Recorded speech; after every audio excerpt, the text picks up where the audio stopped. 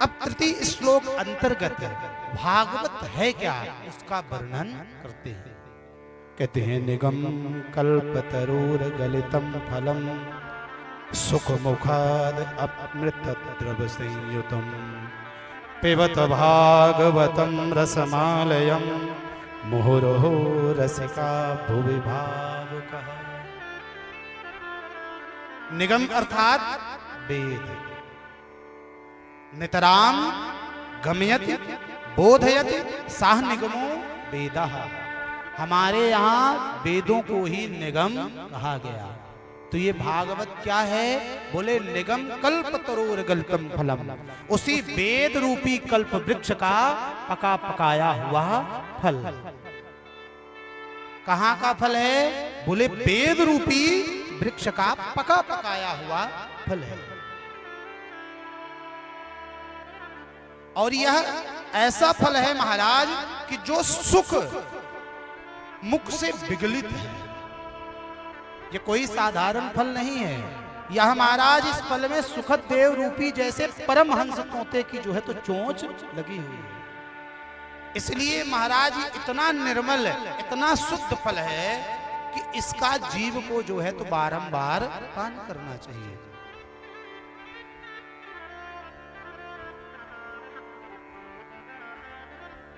किसी ने पूछा महाराज आप कहते हो कि ये वेद रूपी वृक्ष का जो है तो पका पकाया फल है और वेद रूपी ऊंचे वृक्ष की शाखा से सीधे गिरा है, तो महाराज ये फल तो टूट गया होगा, फूट गया होगा। लेकिन व्यास जी बताते हैं कि ये फल जो है पूर्ण रूपेण है, क्योंकि यह फल जो है तो सीधे वेद रूपी वृक्ष से धराधाम पर नहीं आया है, बल्कि आया कैसे है? बोले शिष्य परशिष्य शाखा के द्वारा। बोले कैसे? बोले जब महाराज ब्रह्मा जी को मोह हुआ कि मैं हूं कौन, तब भगवान ने 4 श्लोकों के माध्यम से चतुश्लोकी रूप से उन्हें प्रदान किया। नारद जी को जब मोह भया कि हमारे पिताजी बड़े हैं कि शंकर जी बड़े हैं कि भगवान विष्णु बड़े हैं, तब उनके मोह को भंग करने के लिए ब्रह्मा जी ने उन्हें वह कथा प्रदान करी। व्यास जी महाराज सम्यक प्रास में बैठे हैं, कई पुराण लिख डाले, लेकिन मन में अभी भी संतोष नहीं है। तब उन्होंने नारद जी से इस कथा का श्रवण किया और व्यास जी महाराज के द्वारा यह कथा सुखद देव तक पहुंची और सुखद देव ने परीक्षित को निमित्त बना करके इस धराधाम पर हम सबके लिए सुलभ कराई। इसलिए महाराज वेद रूपी ऊंचे वृक्ष की शाखा से टपका तो है, लेकिन एक एक शाखा से नीचे आया, सीधे धम्म से गिरने वाला फल नहीं है। इसलिए महाराज यह अखंडित फल है, यह परिपूर्ण फल है। किसी ने कहा महाराज जब फल है तो फल में तो रस होता है, भाई संतरे में संतरे का रस, अंगूर में अंगूर का रस, आम में आम का रस, तो इस फल में कौन सा रस है? तो कहते हैं रसो वैसा। यह उसी परमात्मा रूपी रस स्वरूप रसराज ठाकुर जी का ही स्वरूप है। तेने यम बांगमयी मूर्ति प्रत्यक्षा वर्तते हरे। प्रेम से बोलो राधे। स्वयं ठाकुर जी ही इस फल में रस रूप में विद्यमान है। इसलिए आओ और आकर करके इस फल को खाओ।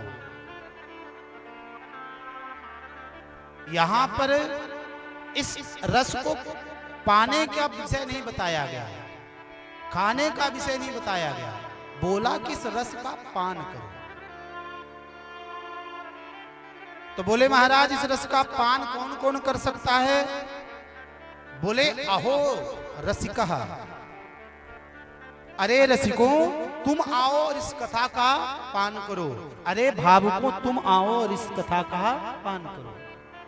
किसी ने पूछा महाराज जी केवल रसिक और भावुक जन ही इस कथा का पान कर सकते हैं? व्यास जी ने कहा भाई कथा तो सबके लिए है, ये जो प्याऊ लगी हुई है सर्वथा निःशुल्क है, यहाँ कोई भी आ सकता है और उसका पान कर सकता है। तो बोले फिर आपने 2 नाम ही क्यों लिए? बोले 2 नाम हमने उनके लिए हैं जो प्यासे हैं, क्योंकि जो प्यासा होगा उस प्यासे को ही पानी की कद्र होगी, प्यास की कद्र होगी। यदि आपको प्यास ना लगी हो और हमारे राजन भैया ने सुंदर जल की व्यवस्था करी है और प्रेम से कहें कि आइए आइए एक गिलास सुंदर ठंडा जल पान कर लीजिए, तो आप तो पहले बोलोगे कि महाराज नहीं पिएंगे, लेकिन जब ज्यादा ही यत्न करेंगे तो आप जो है तो पीने से पहले तरह तरह के प्रश्न करेंगे कि कहां से भरा है महाराज, कुएं से भर के लाए हो कि बावड़ी से, बोर का है कि नल का है, मिनरल वाटर है कि बिस्लरी है, पूछेंगे। क्यों पूछेंगे? क्योंकि प्यास नहीं लगी है। लेकिन यदि प्यास लगी हो और कोई धीरे से पूछे कि पानी पिएंगे क्या, तो तब ना पूछेंगे कि कहां से भरा है कि कहां से लाए हो, कि छान कर लाए हो कि धो कर लाए हो कि कैसे। तो प्यासा ही प्यास की महत्ता को जानता है।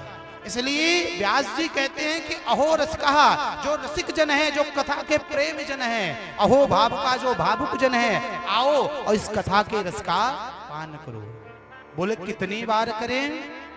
बोले महाराज मुहुर हो, बारंबार, जब तक जीवन रहे, जीवन के आखिरी श्वास तक ठाकुर जी की इस कथा रस का जो है तो जीव को पान करते रहना चाहिए। और यहाँ क्या होता है महाराज, लोग जो हैं तो कथा का आयोजन करा लेते हैं और जब कोई बात होती है तो बोलते हैं अरे महाराज मैंने बड़ी कथाएं सुन रखी हैं। होता है प्राय ना? हाँ तो हिला दीजिए मुंडी में यदि होता हो तो, कि नहीं होता? प्रेम से कहो राधे।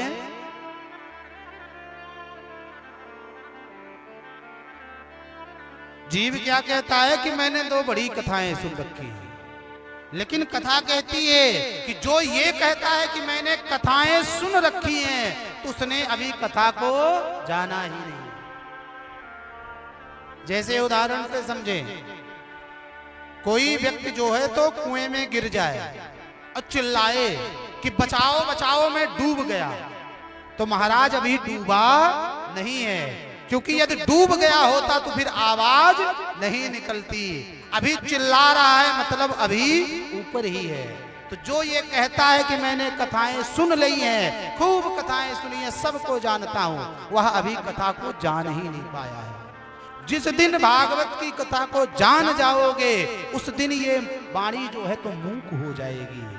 ये वाणी उस समय पर कार्य नहीं करेगी, ये आंखों से जो है तो अश्रुपात बता देंगे कि आप कथा के सागर में गोते लगा रहे हो। और जब कथा के सागर में आप गोते लगाना प्रारंभ कर दोगे तो इस भवकूप रूपी बंधन से जो है तो आप अपने आप विमुक्त हो जाओगे। बोल श्रीमद् भागवत महापुराण की।